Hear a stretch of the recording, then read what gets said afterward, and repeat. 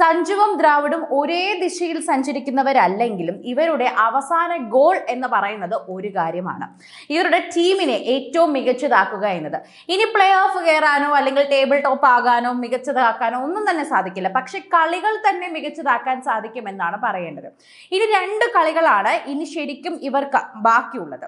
ജയിക്കുകയോ തോൽക്കുകയോ എന്നത് പോലും മുന്നിൽ കാണാതെ എങ്ങനെ ടീമിനെ മികച്ചതാക്കാം എന്നതിലാണ് ദ്രാവിഡും സഞ്ജുവും കൂടുതൽ കേന്ദ്രീകരിക്കേണ്ടതെന്നാണ് പറയപ്പെടുന്നത്. പ്ലേ ഓഫ് പ്രതീക്ഷകൾ നേരത്തെ തന്നെ അസ്തമിച്ചു. ഇനി അത് നമുക്ക് പറഞ്ഞിട്ട് കാര്യമേ ഇല്ല. അത് കഴിഞ്ഞത് കൊണ്ട് തന്നെ ഈ രണ്ട് കളിയും ജയിച്ച് മികച്ച രീതിയിൽ സീസൺ അവസാനിപ്പിക്കുക എന്നതാണ് രാജസ്ഥാൻ റോയൽസിന്റെ ഏക ലക്ഷ്യമെന്ന് മനസ്സിലാക്കി മുന്നോട്ട് പോകണം എന്നാണ് ആരാധകർ പറയുന്നത്. ഇതിനിടെ സഞ്ജുവും റോയൽസ് കോച്ച് രാഹുൽ ദ്രാവിഡും തമ്മിൽ നേരത്തെ ഉണ്ടായിരുന്ന അഭിപ്രായ വ്യത്യാസങ്ങൾ അവസാനിപ്പിച്ചതായും ഇത് റോയൽസിന് മുതൽക്കൂട്ടാവുമെന്നും സോഷ്യൽ മീഡിയ ചൂണ്ടിക്കാണിച്ചിരിക്കുകയാണെന്നും പറയാം. ആരാധകർ കൃത്യമായി പറയുന്ന വാക്കുകളാണിത്. ഇതിന്റെ തന്നെ തെളിവും അവർ പുറത്തുവിട്ടിട്ടുണ്ട് എന്ന് വ്യക്തമായി പറയാൻ സാധിക്കുന്നുണ്ട്.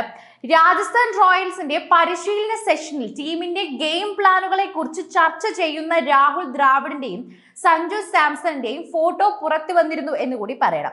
ഇതാണ് ആരാധകരെയും വലിയ ആവേശത്തിലാക്കിയിരിക്കുന്നതെന്ന് പറയാം. ഇരുവർക്കും ഇടയിൽ നേരത്തെ ഉണ്ടായിരുന്ന പിണക്കമെല്ലാം അവസാനിച്ചു കഴിഞ്ഞു എന്നവരും മികച്ച ഒരു കാര്യം തന്നെ തെളിവായി മാറിയിരിക്കുന്നുവെന്നും പറയേണ്ട കാര്യമാണ്.